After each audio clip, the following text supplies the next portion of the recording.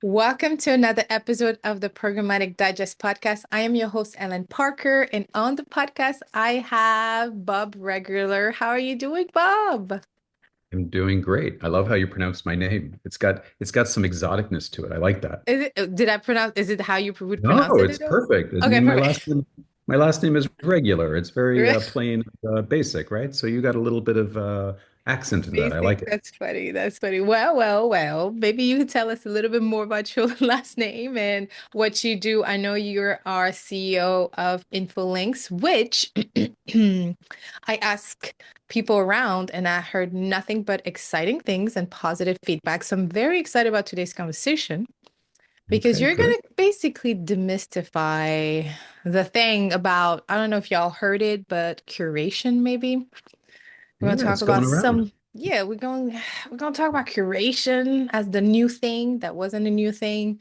We're also Right. going to talk about supply path optimization down to quality of the media, how to filter through it, how to partner through with the right partner, and maybe we'll throw some definition into SPO and all of that jazz. But I obviously, like it. before the sexy topics that we're gonna talk about together, tell us a little bit about yourself. Like, I'm sure you went to school for programmatic advertising and publisher monetization. Oh gosh, you're dating me so much, Ellen. So How did you land no, it here? I didn't go to school for it because it didn't Okay. exist. But Hmm. so I started in digital media, what we now know as digital media, Yeah. as in the late 90s. So Nice. it's been a minute, and there's definitely been a lot of evolution, as you know. And I started building an ad network in the late 90s. Hmm. And in that process, we built an early ad server and start down the process of trying to understand how to make it more efficient, put ads on websites. And back then, we didn't have broadband, so we had dial-up. Oh, shucks. Sorry, it's been a while. And Yeah. so it took a lot of time for banners to load. And so you had to get really good at, using your bandwidth well and build ad servers that had to be fast to deal with that. Anyway, this was back in the Model T era, and Mhm. since then we've evolved tremendously. I've built several what I call either demand side or supply Mhm. side companies over the years, and worked on many parts of the business. I've worked on the sales side of the organization and led sales Yeah. teams. I love operations and data, so I really enjoy leading and working with operations folks. My true passion is product. I love product and really enjoy that. And Infolinks is the latest organization that I'm leading and started off owning. Acquired Infolinks in 2018, and Infolinks was a reaction for me, seeing where the industry had been really, really going for many, many years, which is this consolidation and sort of collapsing, this fancy term, collapsing of the value chain, which is bringing the demand advertisers closer to the supply publishers Yeah, yeah, in all yeah. forms. Okay. This has been going on since I can remember, is Yeah. there's so many publishers and there's so many advertisers, and how do we get them closer together so you have less stuff in the middle, creating all this chaos? And Yeah. so, Infolinks, I fell in love with the company and acquired it. Sounds like the old Razor commercial. I loved it so much about the company. But what I really loved about the company was it had been the early creator of the in-text ads, which were really fancy back in the day before programmatic. Mhm. And those in-text ads were based on contextual. You'd see a word on a page and Yeah, yeah, yeah, you yeah. could highlight it and you could click it and go to the advertiser. Yeah, yeah. So I really liked the fact that Infolinks had built a platform of contextual advertising. And I really liked the idea or opportunity to work directly with publishers to be able to put very unique ad units on the publishers. So Okay. we created some IAB units beyond the in-text. And the idea was what we had seen in the previous business I had, which was more of a DSP. We had seen that there is so much ad inventory in the United States and the world. I mean, it's mind-boggling. You can't get your mind around the number of requests and ad impressions that exist. It's in the trillions. And as a result, the work that you do on the demand side, which is your world, right? I've spent many years in that world too. The amount of work you do trying to find the good and perfect audience to get the perfect performance, and the result is really like mining through this massive haystack looking for a needle, you know? And the reason that we've heard for the better part of 20 years about algorithms and data and trying to make it better is because that Yeah. needle is very small in a very big haystack. Mm-hmm. And algorithms do their best to solve this, Mm-hmm. and DSPs come along, and then the next DSP comes along because they feel they have got a better mousetrap on how to solve this problem. And then data DMPs come along because they've got a better solution on how to target the right audience. All of this is just really storylines towards how do you find, right, that needle in the haystack because it's so big. And so what we sort of saw on the Infolinks side is we saw that very few placements on publishers generated the vast majority of performance. Very few of the locations and very few of the behaviors of the ad Right. placements were responsible for most of the performance. So, to sort of summarize it down in an easier way of thinking about it, we found that 20% of the placements generated 80% of the performance. Mm-hmm. And so, and then there were certain behaviors, how much time someone spent on a page, where did they come from? Maybe they came from a Google search instead of coming by accident through a link. There were all these sort of conditions from which the placement Mm-hmm. drove the best performance. Yeah. So while the DSP spends endless amounts of time looking through all the raw data, trying to find the right, what we sort of discovered was this core set of placements were driving the bulk of performance.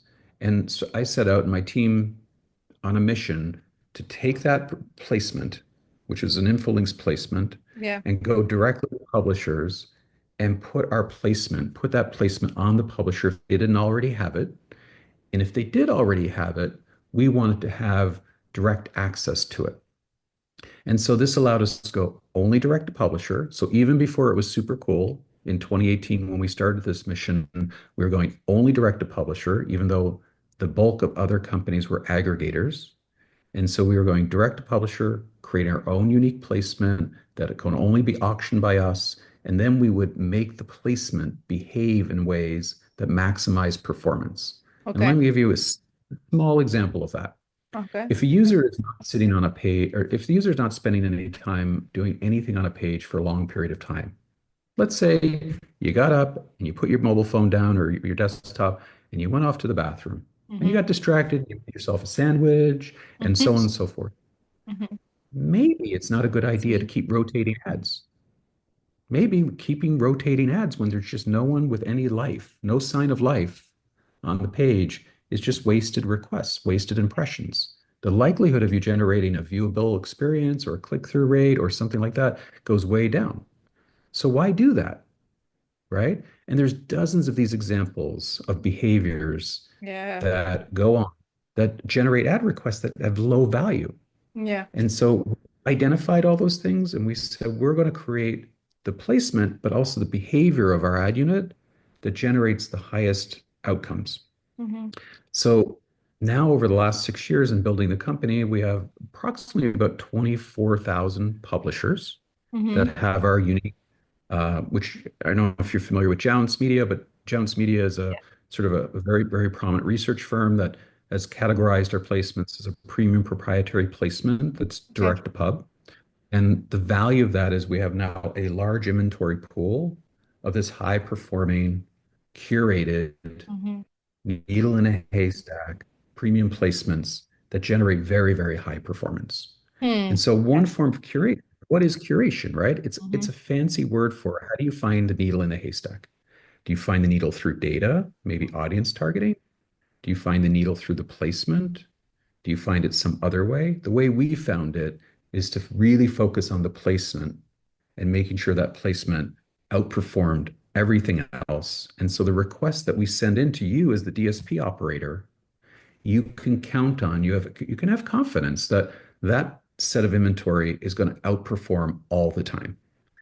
And that's really worked really well for us. And then Yeah. you as the Yeah. buyer, if you want to layer data on top of it, Mm-hmm. fantastic, right? You can layer your data on top of it for your targeting purposes. So Mm-hmm. this is what Infolinks has done on the curation. We're curating the placement, we're direct to the publisher, we're curating the behavior, And then we work with the advertiser to layer data and audience targeting on top of it.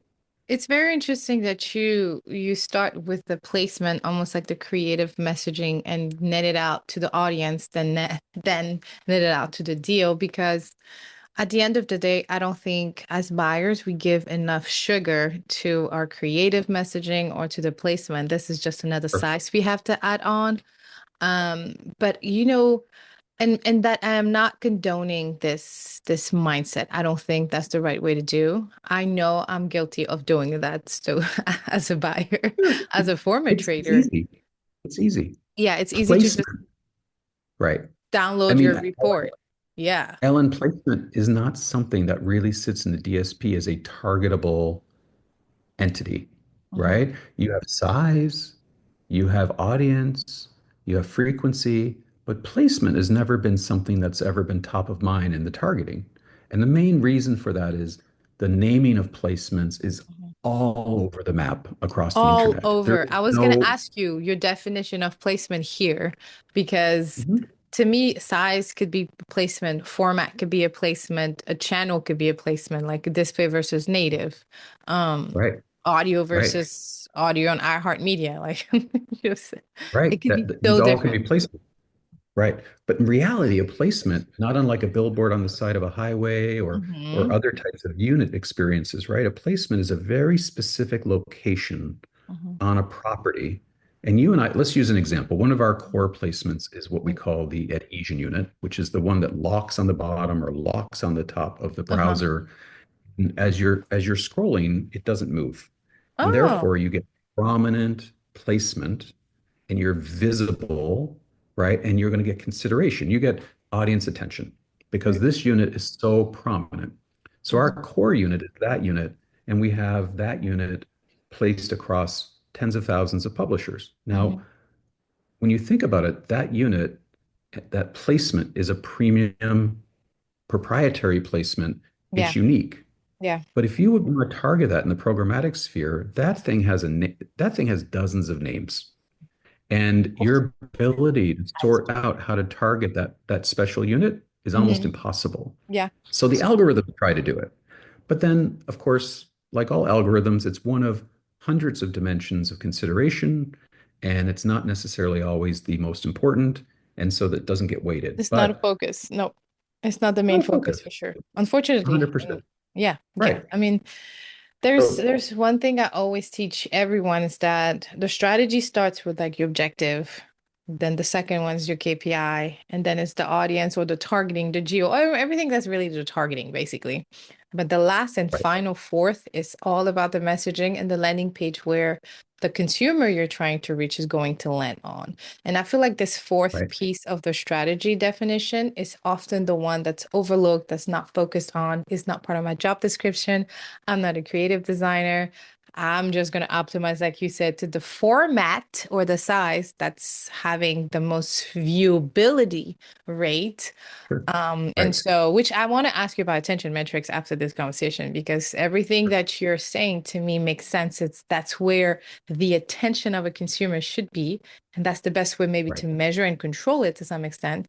But at the end of the day, it's like nobody can control the eyeballs. But I wanted to ask you this question. Um, wouldn't that technology be available to almost everyone? Like if you know that the user is inactive, should you not just pause everything and go dormant until think something else get active? Like wouldn't that That's to me is like this is a tech that should be available to all publishers at this time, but it doesn't seem that that's the case. Or maybe I'm not understanding. I mean, that is definitely one of many, many considerations of, how you could maximize the ad experience to get the best result. Hmm. But the reality is that there are so many obstacles in ad serving for publishers. First of Hmm. all, make that one consideration amongst other dozen considerations, Right. all you do is continually degrade your volume of inventory. You're Hmm. continuously putting more conditions on what it makes your inventory ability to send it out into the ecosystem to buy. So the self-interest in the market, and I'm sure you've familiar with this, right, is Hmm. when you degrade your volume, when you reduce as a publisher the requests, you're reducing your comparable footprint versus other Hmm. publishers. So if Truth. you have publisher A and publisher B keeps reducing and reducing and reducing the reasons for an ad request, then it Hmm. becomes very difficult for them to compete with publisher that is not doing that. And so they look smaller. And this is not Yeah. helpful, right? When you're Hmm. on the DSP side and you're evaluating, well, how big is this publisher for me to Oh buy? yeah, I see what you Maybe mean. they're Yeah. smaller, maybe they're bigger. So size matters, Hmm. right? And unfortunately, when you add all these conditions, you're degrading your volume in hopes of it being important. And Yeah. this goes back to your question initially about, demystifying curation, right? What is the mystery of curation? The word is definitely exactly what you think it is, right? Which is the ability to narrow down a very specific set of things Hmm. within, an inventory pool. And that today, when it's being defined in the market as curation, is we're going to put data targeting on it. There are numerous curation companies that are putting data targeting and saying, I'm going to help you reach this audience. Let me give you a deal ID, and I'm going to Hmm. only send you requests from this particular audience that I'm going to curate. And Hmm. that's definitely a form of curation, right? It's an audience curation. The curation approach we've taken is we're curating the placements and then working with you to say, what audience do you want to target against that, making sure that the placements that you're getting access to are going to perform very highly to start with. So it's a different form of it. But then the Yeah. difficulty, of course, is going back to what you were originally in the very beginning asking is SPO. Yeah. Well. Now, SPO becomes it's like one of the most popular topics in the last couple of years, right? Yeah, Probably for sure. probably led by, lots of luminaries in the space. Yep. And the reality of that SPO is you have direct to publisher, which is ideal. Yep. Then you have direct to an SSP and Hmm. hopping through the SSP to a publisher, which is also good because the SSP does a lot of work to clean up and curate those requests. And then you have direct to an SSP and possibly through an Infolinks where we're direct to the publisher curating the placement that we control. Okay. And that scenario, Infolinks is classed as a reseller, not a direct, Mm. even though we're Sure, because there's direct to the another publisher. middleman, I guess, right? To the DSPs comes down to how middlemen Right, are there, but you're not right. technically speaking, That's because right. your So offering is so special, so specific, I mean. that's right. So that's one of the challenges, right? Is when the IB created the spec, they didn't Yeah. think about whether or not proprietary placements were a form of direct. And Mm, so yes. you have this Yeah. differentiation, right? Is direct in the minds of the buyer means truly direct. But there are definitely different realities to what does directness mean. We have this proprietary unit that we auction, and that's the form of directness. But because we pay the publisher, not the SSP pays the publisher, Hmm. we will be considered a reseller in that A particular reseller, case. yeah. That's so Right. interesting. So, Like, right. Yeah, it's sort of these nuances and details, yeah. right? So what we're advocating for is that there is nuance in what is a reseller or what Hmm. is a direct. Hmm. The most important thing used to be about the performance. Yeah. The key for the buyer is almost always been about the performance, right? And for example, the performance that we generate is extremely high value, but now that SPO has become top of mind, now there creates confusion in that, well, if you're a reseller with high performance, do I Yeah. keep you? Are you still a part of my media plan? In most cases, the answer is yes. In some cases, the answer is, well, no, we only want direct, Hmm. right? Yeah. So that's one of the nuances that we see definitely happening in the industry. And I think that pendulum has swung, and I think that pendulum will start working to swing back where Yeah. media buyers like you really, really care ultimately about maximum performance. Hi, my name is Ellen Parker, and I am the CEO and founder of Ellen Parker Consulting. Thank you for watching my content. You are so dope. Engage with it, share with a friend, leave a comment, let me know what you think. But most of all, please subscribe to our YouTube channel and follow us on iTunes. Maybe leave a review, that would be amazing. Here's why I do what I do. Our mission is to teach historically excluded people that look and may sound like me or identify as me how to start, level up, and grow in a career in programmatic advertising and ad tech. I do so because I was one of you many years ago, started as a trader. And so now I get to teach people on a one-on-one basis via our course or our program, our accelerator program, and I get to teach teams. So hire us to come teach this content to your team. Watch them grow, level up their skill set, become more confident, help with revenue increase, become much more efficient, less wasted time on mundane day-to-day tasks that we can help automate, maybe with an AI tool or not. So, and the second way we can help is via hybrid model, okay? So a hybrid model is literally what it sounds like. If you need help and support to activate, we can come in and train somebody to take over, whatever that looks like. So if you're interested in finding out more of our services, please make sure to email us at info@heleneparker.com or check out our website, helenparker.com. Thank you again. Thank you so much. And no matter what, I want to commend you for being here, because if you landed on my content, you're most likely trying to level up on your own and learn and educate yourself. And that says a lot about the type of person you are. So shout out to you, okay, for trying to level up. And thank you again for stopping by. Yeah, and you're right. Like I was just in person a week ago training some junior level for this media holding company. And one of the biggest values that they have their own proprietary data management tool. And that they are proud to say that they only work with direct partners and not resellers. Right. And they have direct partnership with some of, the leading SSPs that we know out here in these streets. Right. Sure. And I asked the question, like, what is your definition of reseller? And that's what they were able to tell me, is that if there's somebody between the SSP and the publisher, then it's most likely a reseller. And so Right. it got me thinking, and I brought up Infolinks, and I was like, well, you have some cases where, like Infolinks, there's a specific about the creative there. It's like there's a Yep. partnership that you can build up from here. And they're like, oh, okay, yeah, there's always nuances. We can Right. always look There's at always we can always look at a case by case. And I'm like, okay, I agree with that. You should look at a case by case, but I also agree that should be some standardizations, but it shouldn't be like generalization, which I feel like are used interchangeably. Like you have a standard that you go by to get you started, but there are cases where you got to go off of versus just on average, we're only going to do this type of things. And so I think right. it's a good segue into my next to go back into the supply path optimization, because I Mhm. feel like it's curation and SPO goes hand in hand. If you are doing SPO correctly, you should have direct partnership with some of those curators, curator.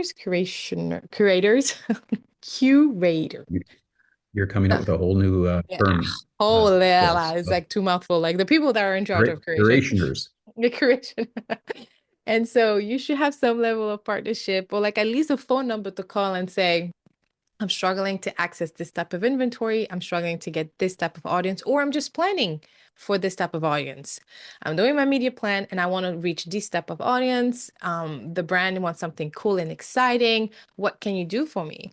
And so I feel like this is when they should pick up the phone and call Infolinks, because not only are you able to control, and that's something maybe you touch on here, but I want to reiterate with everyone that there's beauty in everything that we do. We cannot do the same thing of just one. So if curation is part of your strategy, it should be part of a strategy, multiple tactics. Maybe you should layer again some open exchange. Maybe you should layer a little bit more creative deals from 2 or 3 partners. You don't need 17 of them, please. That's no longer the case. This is 2025. Right. Enough with that. Right. Okay. Thank you for Right. listening. You're right. But at the end of You're the right. day, it's like if you're doing SPO the right way, you should be able to have this in your toolbox. I always define SPO as like your toolbox. What do you need today? Open your toolbox and see which one can give you that particular tool to save you some coins, give you measurement and some control, and then really be the true partner and educator and like the person that's going to hold your hand almost through through your struggle and be like, you're not alone. Here's my shoulder to cry on. Not to paint a cynical picture, but sometimes it is what it is. It sounds to me like as a buyer, you're in a form of therapy. It's so hard.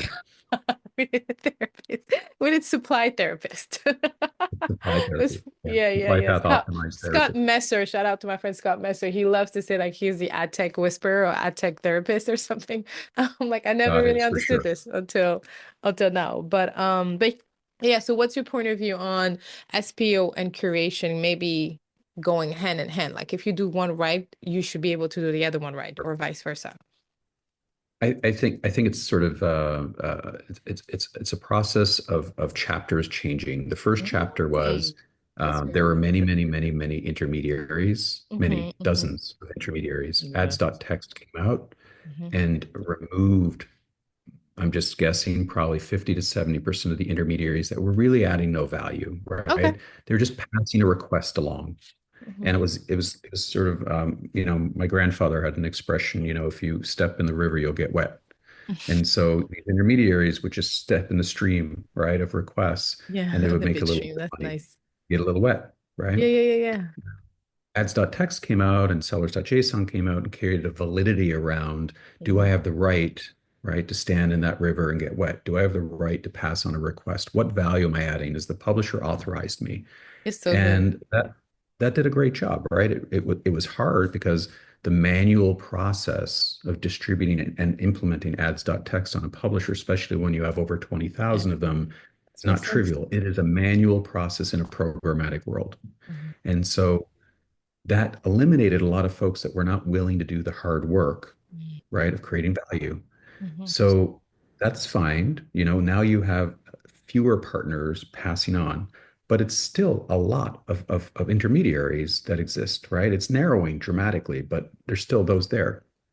I think where we are now is we're flipping the chapter of being extreme, which is to say, advertisers are starting down the mantra, and you just described it, of I only want to buy direct, because the assumption is that only that form of directness is virtuous, Hmm. meaning it's the Ooh, only way. Okay, it's got a certain amount of advocacy and virtue around it as a yeah. badge or a seal. When that person said that to you, that I only buy direct, they're signaling to you, right, that they're doing a virtuous way of buying media. And I would Hmm. argue that that's right, because Hmm. that is the path.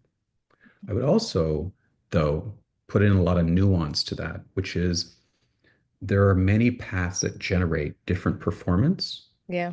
We see that as also folks that, we work with buyers, and your buyer, not always if you hop through SSP1 is the same as if you hop through SSP2 to the same destination, Hmm. or you hop through SSP3. You may get completely different performance outcomes on the same publisher That's a fact. depending on what DSP you use and what SSP you use. So Yes. there is this working assumption amongst buyers and industry people that all pathways are pure and created the same. And it's absolutely untrue. And Yeah. so then you add an additional layer, which is if you are going to do SPO and be direct, is there room for a reseller that's adding additional value, Hmm. whether that be additional value through data or additional value through proprietary placement? So, for example, we have this proprietary placement. It gives us the ability to create a high value unit that creates high performance. We can see contextuality because we exist as a code on page. We Yeah. can see things like referral. It allows us to target for the advertiser in different, unique ways. Hmm. And that's a form of direct, Mm. right? And when we work with, let's say we would work with you, you do a PMP, a deal ID, and then we would be able to expose our inventory to you so you have access to it to be able to enjoy that. To me, that's another form of SPO. It's the same form of SPO, right? That's a bit more sophisticated because it's not just a set it and forget it. I only buy direct. I hop through an SSP, whatever happens, happens. Yeah. It's now you're getting selective, you're curating, you're building a menu of greater value by picking things that are going to get better outcomes for you, Yeah. not just a set it and forget it approach. So we're going and doing the heavy lifting now of going direct to buyers like yourself Yeah. Yeah. Yeah. and Yeah. setting those PMPs and activating those, high performing curated connections. Hmm. And it's been going really, really, really well. And we're learning a lot about what is it you're trying to achieve. You as the advertiser coming to us and saying, I'm trying to reach this and I'm trying to Yeah. achieve that. And now we can work with that. And so Yeah.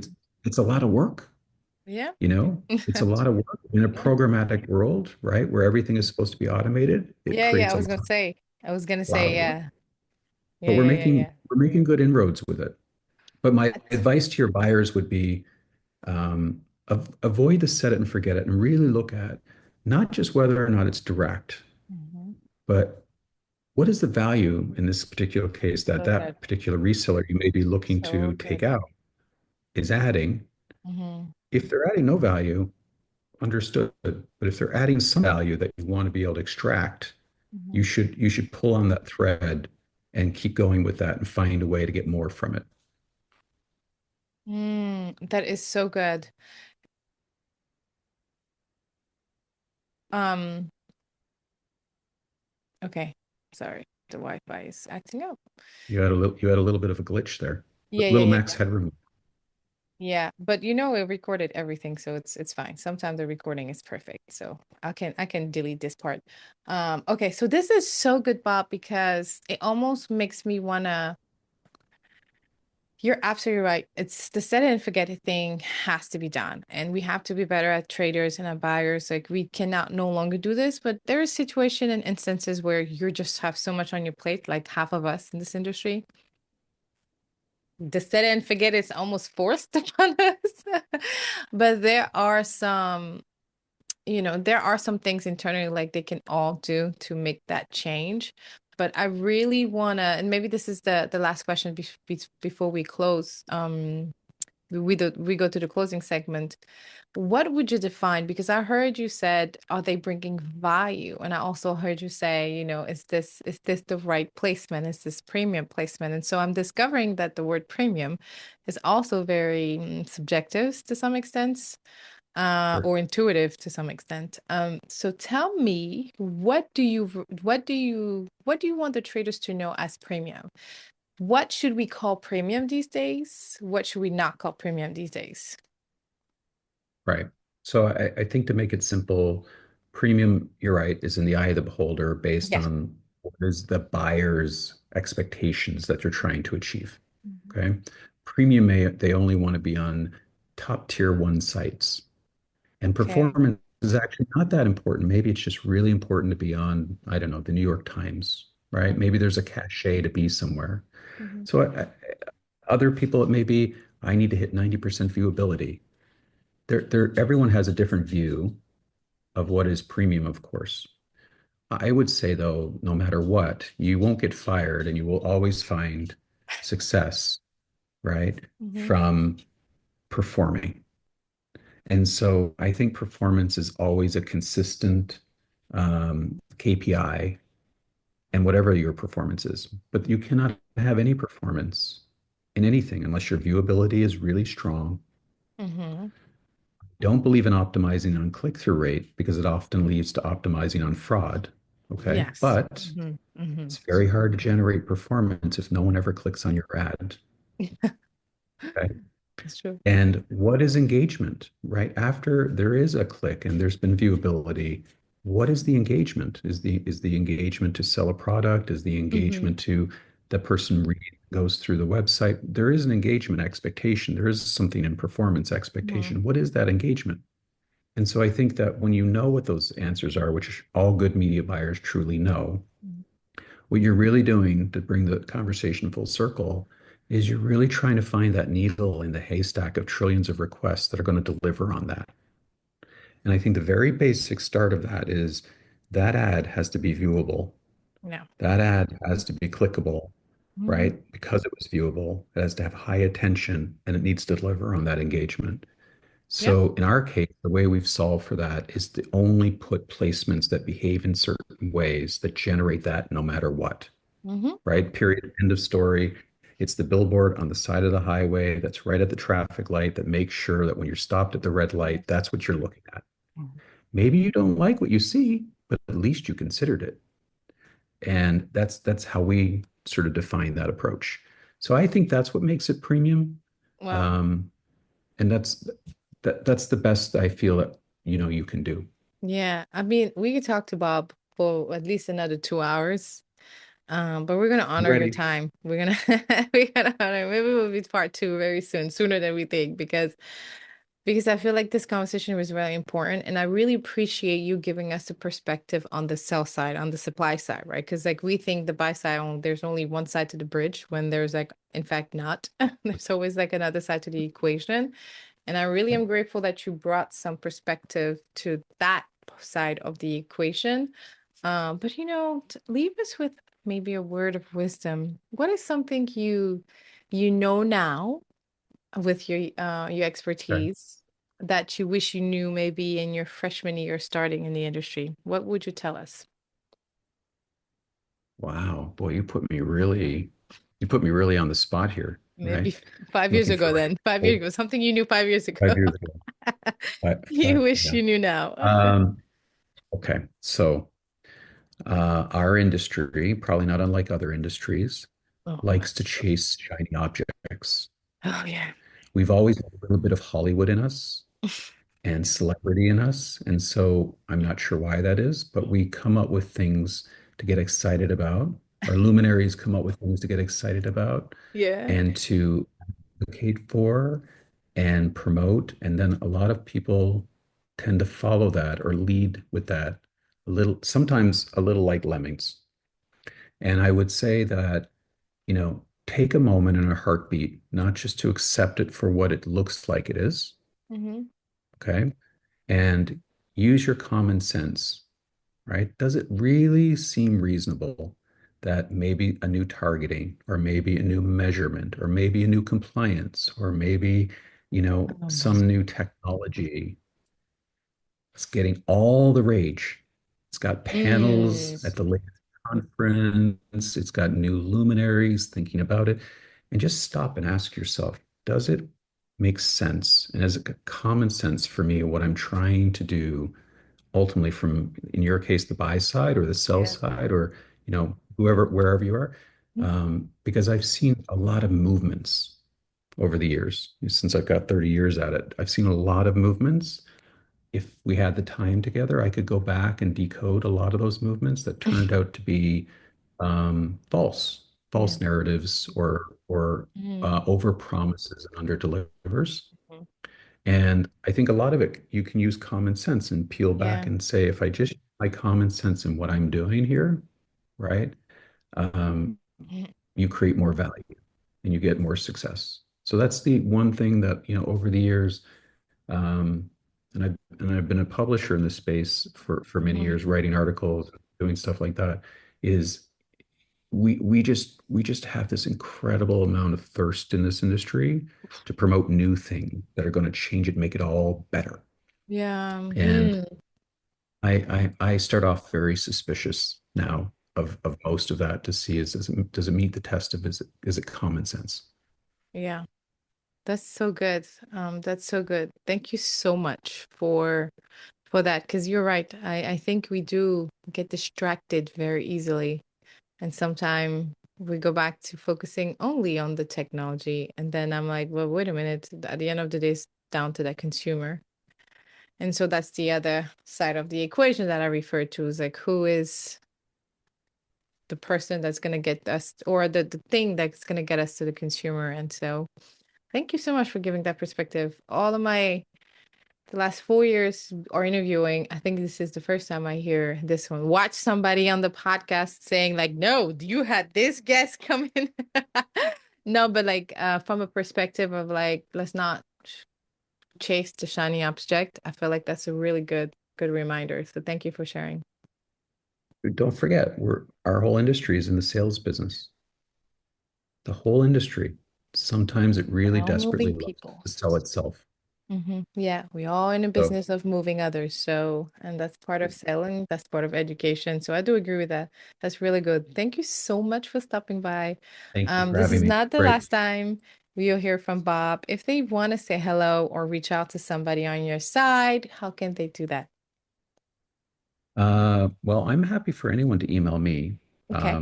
Still a small space, so you can always reach me on email at bobar@infolinks.com. Hmm. So, happy to hear from anyone and offer whatever I can. But aside from that, you can obviously go to our website and we'll be happy to help anyone that's looking for, whatever's important you're trying to achieve on the buy side. Hmm. That's the thing. We as an industry used to be ad networks where we were together as buyers and sellers, Yeah, yeah, right? yeah. Inventory and demand. And then we broke apart and now Hmm. we're starting to come back together. Hmm. And I think that there's a huge chasm between buyers and sellers. And I think bringing that back together where there can be more collaboration will help a lot. Wow. Yeah, Um, I feel it like was a that's so really needed. it started that way. It became a dirty word, the concept of an ad network, right? For lots of other different reasons. Right. It was really nice when you were in the same house, when you knew what it is that the advertiser buyers were dealing with, and you as the system and the sell side could adjust to Oh. make it all work together. And now it's almost as if there's a Chinese wall of division so that you don't really know what's going on each side. And Yeah. it's a opportunity. Yeah, yeah, yeah, yeah, yeah. I know we have a lot of connecting to do and bridging to do, but I think this podcast is the first one. I mean, a good one to start Sure. with, right? Thank you, Ellen. Thank Thank you for the time. Thank you so much, Bob. And we'll keep in touch. And all of Bob's information will be in our show notes on this podcast, or you can watch us on YouTube. And in the YouTube video description, we'll have all of his information plus some. So, again, thank you so much. And if you did like this, don't forget to share it. Thanks, Bob. Thank you, Ellen.